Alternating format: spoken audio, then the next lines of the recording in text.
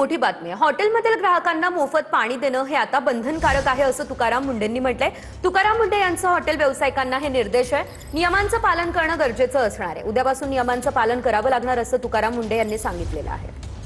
वहाँ के food handlers हो, water bottle की मतलब पानी फ्री में जो पोर्टेबल देना चाहिए वो हो, या लाइसेंस नहीं है या लाइसेंस वहाँ दिखाया नहीं जाता ये हो, ये सब के जो रेगुलेशंस हो इम्प्लीमेंटेशन करना जरूरी है।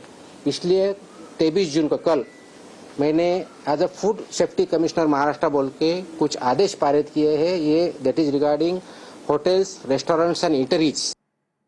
तुकाराम मुंडे यांच्या बदलीसाठी 250 कोटी रुपये गोळा केले। जितेंद्र आव्हाड यांनी विधानसभेत हा दावा केलेला आहे।